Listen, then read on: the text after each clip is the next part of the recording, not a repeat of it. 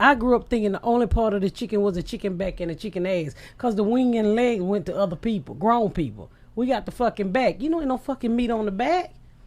You suck them bones, and by the time you eat that little meat hanging off that ass, and then when you grow up and realize you ate a lot of chicken ass, you get pissed the fuck off. I was like, as many food stamps we got, why the fuck are we eating chicken ass? Chicken ass is good until you know it's chicken ass. Then you like, I ate chicken ass for years. That's the craziest, like the part for me that's hardest to comprehend when you say you had a kid at 14.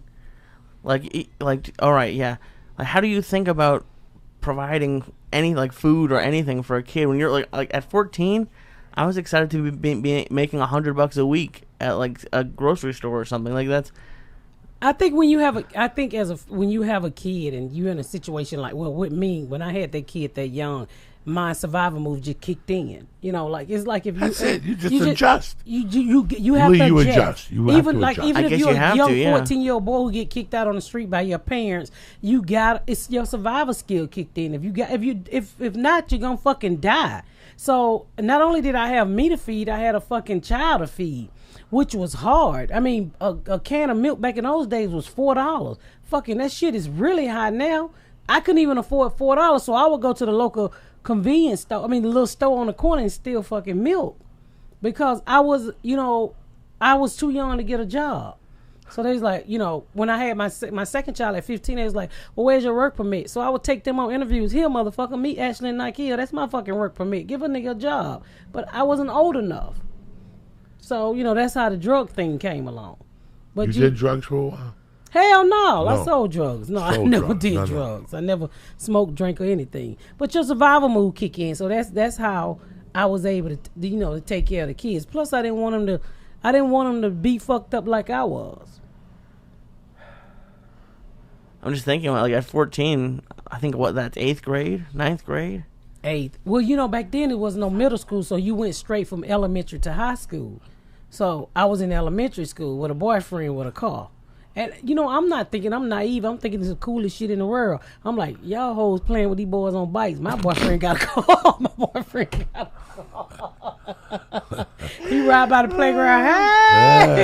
Hey. Y'all like, y'all some lame bitches. Your boyfriend got a Huffy. My boyfriend got a Chevy with no floorboard in the motherfucker and a boombox on the back seat. I thought that was the life. Because back then black people had just calmed down from toting the boom box, so they was no longer toting them. They was putting them on the back seat of their car so they can have. If you couldn't afford the boom, you put the fucking the boom box on your back seat. So my boyfriend had a car. Y'all boyfriend had a fucking Huffy. I thought it was cool.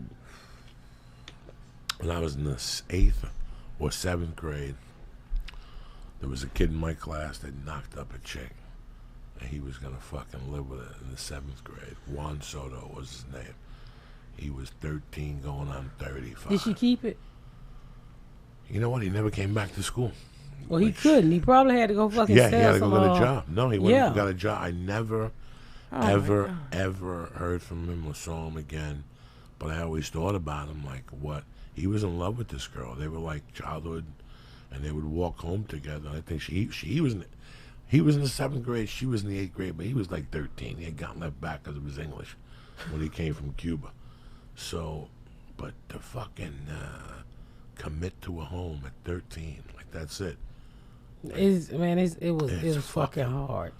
It's such a you said something. You go, it's like, listen, when my mother died at 15, I had to make choices. I could have lived with family in California or Miami, but I was already 2 years in this motherfucking high school. My shit was just starting to get together. So I moved in with a family, man. And they provided electricity for me and a bed and food. But I had to do my own thing. And I thought my mom left Social Security and there was no prudential insurance and none of that shit. No. And I had to get a job. And I learned.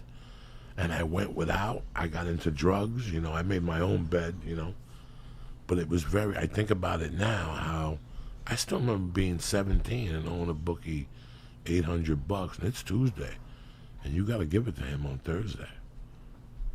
I look back a lot too and wonder how the fuck did I survive? Me too. Especially being shot and being through all the bullshit that I went through. I was never shot. I was just hunted. They just never got me. They were hunting for me. They just never got me and shit. I mean, and then it's a girl, so you really don't expect girls to go through all that bullshit. You know, I was in a very abusive relationship. I am, 15 with 2 kids, and this man like 23 years old, married with a wife at home with his second baby, and he just had his second baby, and I'm on his 4th baby because I'm having my son by him. So you know, it was fucking rough. I look back sometime and it scared the shit out of me. Honestly, your heart beats. Yeah, like writing this book brought up so much shit that I locked out. It sucks dick, don't it? Writing a book sucks dick, don't it? I think sucking dick is a little bit better than writing this book. Oh my God, fucking! Did I tell you what happened? I had 3 chapters, 2 chapters ready to go. I had 1 more for the fucking thing you got to give them, and the website went out of business, and I didn't save it. I didn't back it up on cloud, so I waited until I just hired a dude. I went and got a fucking Pro Mac, and I went to work, and every day I do 1,000 words. You writing one now? 1,000 words. I got to have this done by the end of August, at least 3 chapters for the motherfucking proposal, man.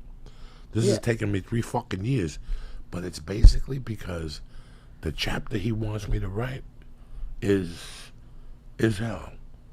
Is hell. It's from 79 to 85. Those are my hell years. I got 1,000 good stories, and I got 1,000 bad stories. Yeah. That I thought I never had to think about again. Those feelings. Yes. Those feelings. You know what? Because I had a lady by the name of Janine Amber wrote it with me. What she did out of writing, I told the story. I like being honest. I have to give her credit. She did a fucking remarkable job with helping me write this book. But